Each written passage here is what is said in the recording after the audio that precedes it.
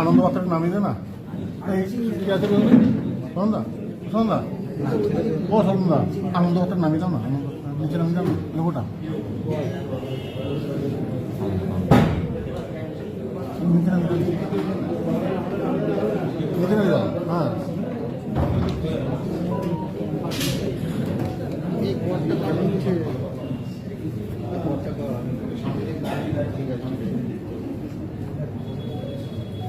Ready sir ready madam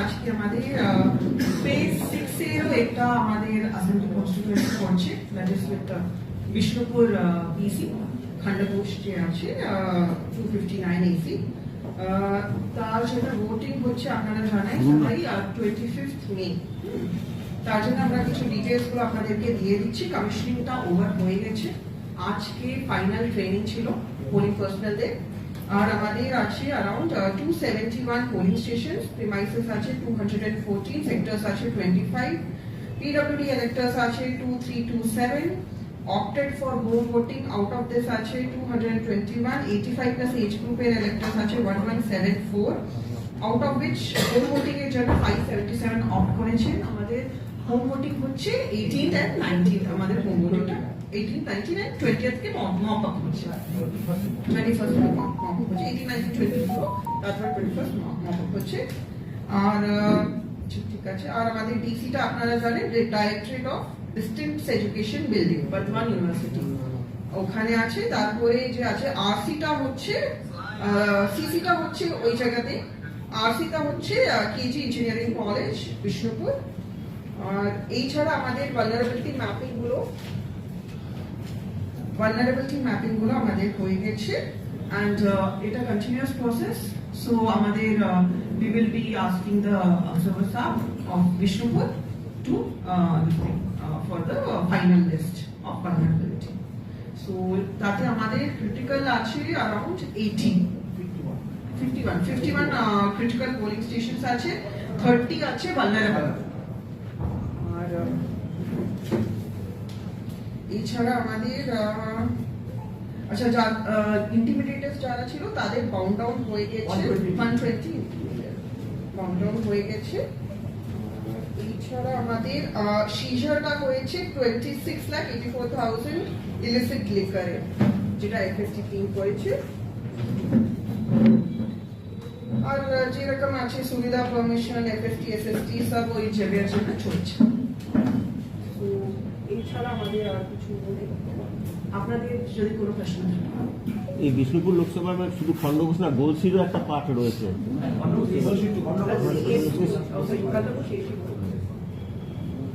madam কতগুলো প্রার্থী আছে বিষ্ণুপুর লোকসভাতে 7 ওটা নিয়ে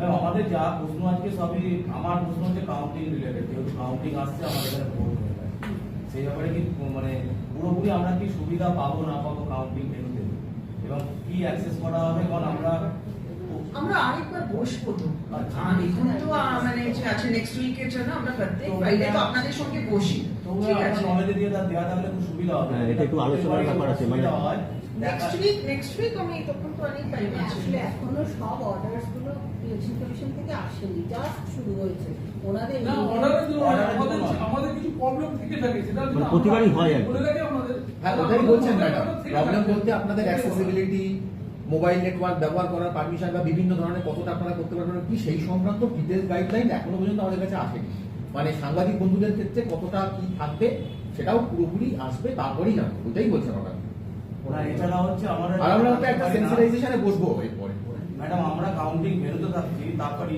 ইসিআই ওয়েবসাইটে আপলোড করবে তারপর আমরা ফলাফল জানতে পারি এটা বলছি হয়তো ফার্স্ট রাউন্ড সেকেন্ড রাউন্ড আমরা কোনো রকম ফলাফল যেটা ডাইরেকশনস আছে ফ্রম কমিশন আমরা সেই সব জিনিসগুলো আমরা ফলো করব না ওইটা না বিষয়টা হচ্ছে এর আগের বারেও বললাম যেটা সেটা হচ্ছে যে ফলাফল ধরুন আমার বর্ধমান দুর্গাপুর কি বর্ধমান পূর্ব এখানে গণনা হচ্ছে বর্ধমান দুর্গাপুরের গণনার রেজাল্ট মানে first round, second round, third round, আমরা যখন হয়তো এখানে থার্ড রাউন্ড পাচ্ছি তখন দেখা যাচ্ছে ইসিআই ওখান থেকে আমাদের ফোর্থ রাউন্ড কি ফিফথ রাউন্ডের রেজাল্ট দিয়ে দিচ্ছে, মানে এরকম একটা গ্যাপ হয়ে যায়, বিরাট সমস্যা হয়, একটা বিরাট সমস্যা হয়, মানে আগে ওরা দিচ্ছে তারপরে আমরা জানতে পারছি,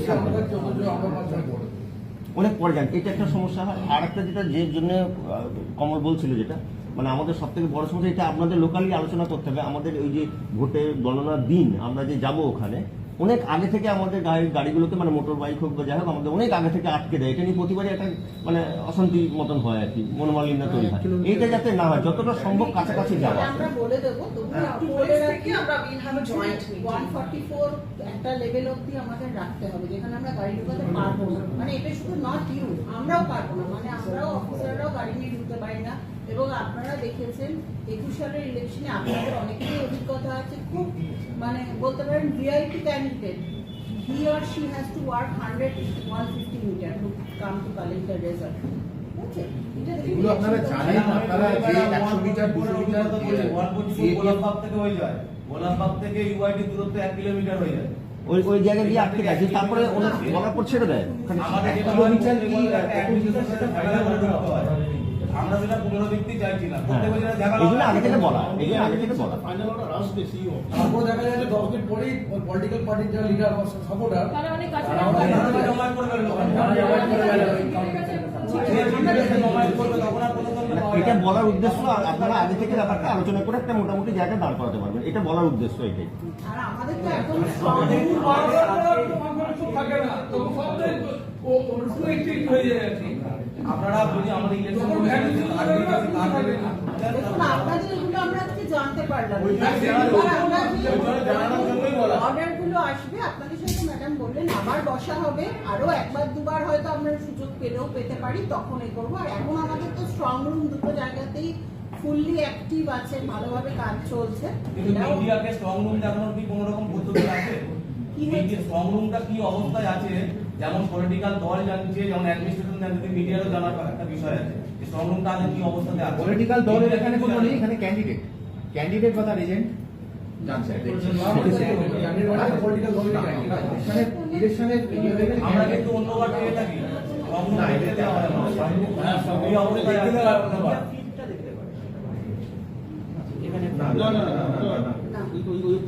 মিডিয়ার আমরা অথরাইজড পার্সন যারা আছেন ক্যান্ডিডেটের তারাই যেতে পারে।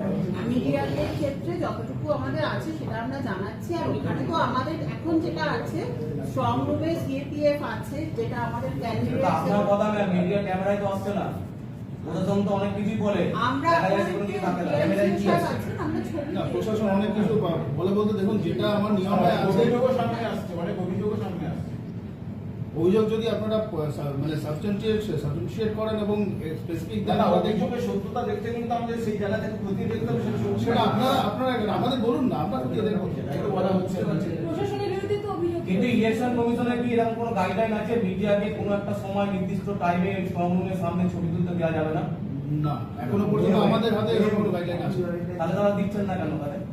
এখানে একটু পরিষ্কার করে দেই না, আমি একটু ইস্যুগুলো পরিষ্কার করে দিই। কারা স্ট্রং রুমের সামনে আসতে পারবে তাই নিয়ে ইসিআই এর স্পষ্ট গাইডলাইন রয়েছে। সেখানে সেই গাইডলাইনের আওতাধীন আমরা সবাই থাকতে বাধ্য। সুতরাং সেখানে যাদের বলা আছে যে ধরুন ক্যান্ডিডেট এবং তার রিপ্রেজেন্টেটিভ যাদের আইডেন্টিটি কার্ড দিতে হয়, সেই কার্ড সিএপিএফ কে দিতে হয়, তারাই ওই যে ফার্স্ট টায়ারের বাইরে গিয়ে তারা বসতে পারে। মিডিয়া যেতে পারবে না, এটা কি লেখা আছে? হ্যাঁ, এর বাইরে আর কেউ যেতে পারবে না, ইনক্লুডিং মিডিয়া অবভিয়াসলি। এই যারা ক্যান্ডিডেট এবং তাদের যারা এজেন্ট যারা দেওয়া আছে, এদের বাইরে আর কেউ যেতে পারবে না। তার মধ্যে মিডিয়া ইনক্লুডেড হয়ে যাচ্ছে। সুতরাং আপনারা যেতে পারবেন না। এই কপি আপনারা পেয়ে যেতে পারেন, ইসিআই ওয়েবসাইটে রয়েছে। তো অন্যবার তো আমাদের ঢুকতে দেওয়া হয় স্যার। যখন স্ট্রং রুম বন্ধ হয়েছিল তখন আমাদের মিডিয়া বন্ধুরা অনেকেই ছিলেন যারা ছবি তুলেছেন। ইনফ্যাক্ট স্ক্রুটিনি যখন হয়েছিল তার বাইরে আপনারা ছবি তুলেছেন। স্ট্রং রুম কখন বন্ধ হয়েছে পলিটিক্যাল পার্টি জানে, মিডিয়া জানে না। না না, মিডিয়া ছিলেন, উনি ছিলেন, উনি সামনে দাঁড়িয়ে ছবি তুলেছেন। অনেকেই আছে। স্ট্রং রুমের না না, আমি বলছি একজনের, উনি তো সেটা না, মানে কোনো একজন সাংবাদিক বন্ধু জানা মানে নিশ্চয়ই আপনারা জানেন। না, মোটে নয়, এটা নয় স্যার। এটা আমি আমি ওই সিদ্ধান্ত বা কথাবার্তা হচ্ছে এটা। একজন ছিলেন, সরকারিভাবে কোনো রকম জানানো হয়নি, কখন আপনারা স্ট্রং রুম সিল করলেন। একজন মিডিয়া জানলে মানে সবাই জেনে মানে গেছে। ইলেকশন কমিশন চাইলে কি এটা ফাইনাল কেস হোক।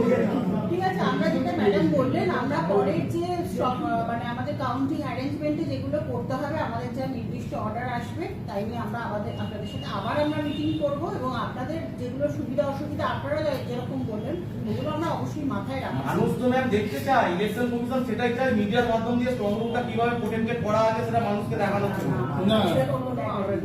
অনেকবার দেখানো হয় ম্যাম। আমি নিজে দেখি প্রতি বছরে 2021 আমি নিজে দেখিয়েছি, আপনাকে আমি ফুটেজ দেখিয়ে দিতে পারি। আমারও আছে।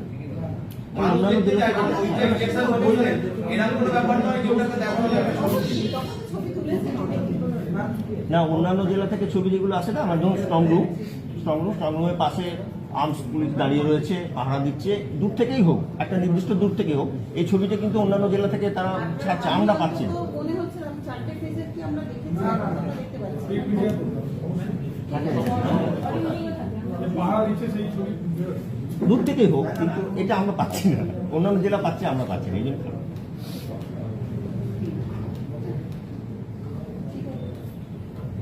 বলছি ম্যাডাম থার্ড জেন্ডারের ভোট কম করলো কেন? 29% মাত্র উপর হয়েছে third gender. Third gender sweet সবার জন্যই করেছিলাম। 80 ভোটার্স টোটাল 80 ভোটার। আমরা 80 অ্যাকচুয়ালি করেছি সবার জন্য। ভোট দিয়েছে। পূজার কি পুরো সামনে ছিল? ফ্যাসিলিটেশন সবার জন্য করা হয়ে গেছে, হ্যাঁ না? So that is the thing. আমাদের কাজ আছে যে আমরা ফ্যাসিলিটেশন করি, ফ্যাসিলিটেশন সবার হয়ে গেছে। আর ওদের জন্য আমরা ইনফরমেশনও দিয়ে দিয়েছি কবে কবে ভোট হবে। সো আমাদের অ্যাডমিনিস্ট্রেশন থেকে এটা আমাদের যে করার উচিত ছিল আমরা করেছি। আর স্যার গাইডলাইনটা একটু দিয়ে দিলে ভালো হয় আমাদের গ্রুপে। ওই ইসিআই যে গাইডলাইন দিয়েছে ভিডিও জায়গাটা থেকে পুরোপুরি ইয়ে দাঁড়াবে গাইডলাইন।